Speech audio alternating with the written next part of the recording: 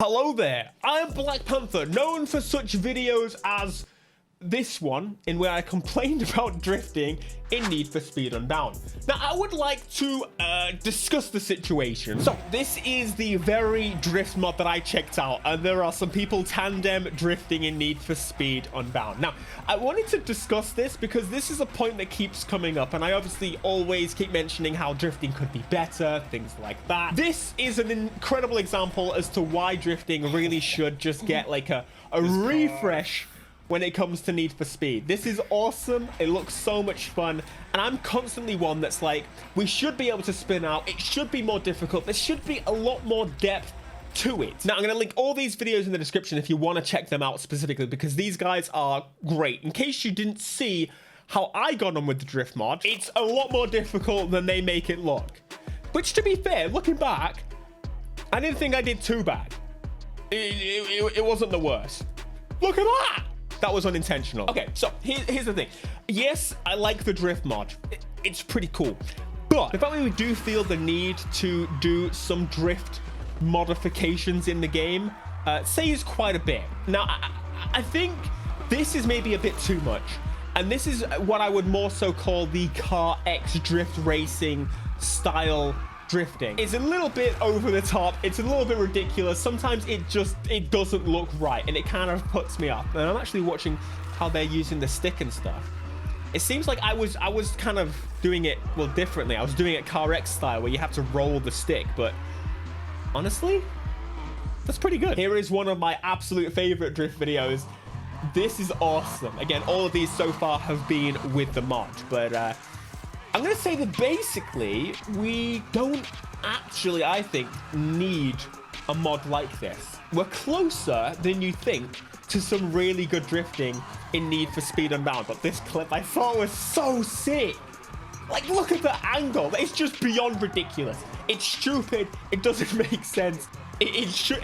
Drifting like this, I don't know. It feels a little bit disconnect. Like if it was back in the day, like Need for Speed Underground, where we had the drift mode. We kind of need to get to that, actually, don't we? But my point is, it would make a lot more sense if that was the case. I think the biggest thing for me that is the problem is that I'm always grip. I like grip racing. I want to build a grip car, but we're still in this weird mishmash middle area. And I don't particularly think that the issue is the handling itself. I think we're now in a good place with the handling, but not all the cars are really acting in the way that you would expect.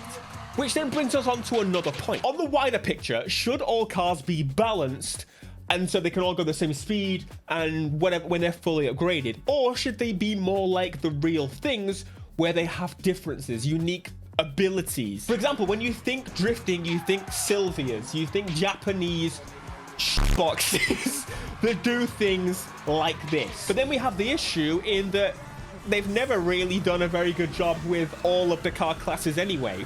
Where's our high power drag ability? Why can we not build like 3,000 horsepower drag machines? That would be super, super sick, and I want to see much more in depth. And I think, considering we have had such a big push on trying to get more people into the franchise, we can really go a little bit further next time with the nerdy details. Need for Speed, yes, should have drifting, and we almost realistically lost drifting. It was pretty obvious that drifting was kind of slapped on last minute, and we didn't really get the drifting we want. It's based on distance. It's not based points wise, which it should have been. They've had that in the past. Why did they go back from that? It's because they copy and pasted the event type where you go around the dirt track and you do jumps and all that stuff. So tapping the nosh keeps your multiplier, for example. And then when you use mods like this, it doesn't even count towards actual drifting because they had to modify it so much to the point where the game probably thinks you're going, well, it definitely thinks you're going in a straight line, or maybe spinning out too far, which in itself is another problem. Yes, drifting needs to be a big focus, but again, where are the drag builds?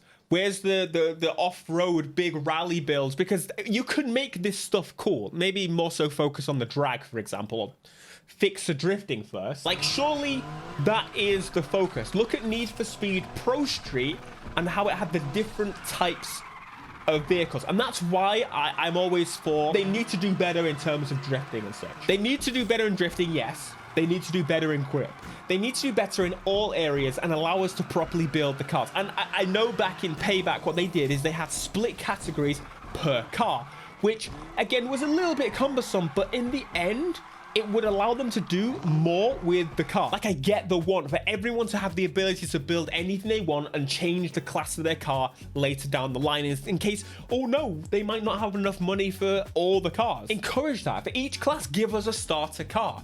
Give us one, give us the ability to eventually do wheelies with our drag builds or have to tune it so it doesn't do it. And I think this is the next big step for car stuff in Need for Speed. The craziest stuff. Honestly, the best thing you need to do is look at the crew. It almost feels weird to say look at the crew because the crew is the one that's tailing Need for Speed. It kind of wanted a little bit at Need for Speed flavor back in the day. Now it wants a bit of Forza, it wants a bit of Test Drive. But the fact that they've got the drag class that does wheelies and is specifically for drag class is amazing. They've got the drift class, which again, is not great. If anything, I would say the Need for Speed drifting might actually be a little bit more sensical. But the way they've done it makes so much more sense of actually splitting the categories. I think we need to do that again. Need for Speed has some of the coolest car models, the coolest customizations, and we're always complaining about, oh, well, there's some limited customization going on with some of these cars. Well, to fix that as well, give us drag mods. Give us drift style mods, drift charms, things like that. That's the next big step. Now, I don't expect any of this to ever happen in Need for Speed Unbound, but I think this is something the developers need to hear now, as they're probably starting work on the next game. That's just how these things work. The Eclipse here, by the way, is an all-wheel drive car, yes, but drivetrain swaps would be a big, significant part of that idea of improving on the types of vehicles you can build in Need for Speed. I don't care if it stays like arcadey and it doesn't feel perfectly right in every class, but I think that is a huge step. Now, the whole point of this video wasn't really to specifically talk about the drift mod, and I think we as the community, well, I say we, I think you guys, the modders, can probably create some of these classes for us and have the high speed stuff. And again, why is the Veyron not going 300 when we fully upgrade it? I'm in Chiron, you know what I mean. I came across this video. This is a video of the drifting in Need for Speed Unbound. This is vanilla drifting in Need for Speed Unbound, which I could not believe. This is really, really good control. Like, clearly this person has learned how to use the handling model. It's still not perfect. The car isn't really sliding in a way it should. The way it fully grips up as soon as you get out of that turn, it's a little bit jarring. And I think that may partly be due to the effects going on here, and clearly not much time built into it. I understand the stance that they're taking with Need for Speed Unbound.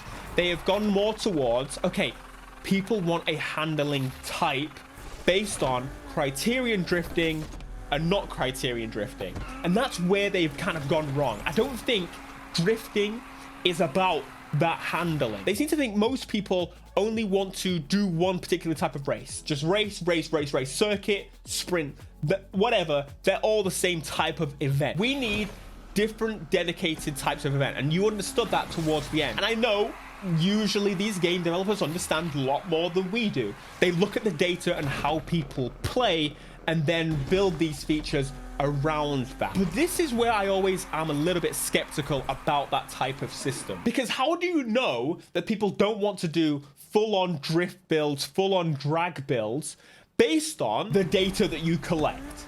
How about the possibility that your iteration or your drag mode or your drift mode is not good? Therefore, people are not playing it. Not that this is 100% the case all the time, because I understand optimization. That's why we don't have auto sculpt anymore, because you either do all or nothing. It takes time to do something like that. Then just give the 1 or 2 or 3 options.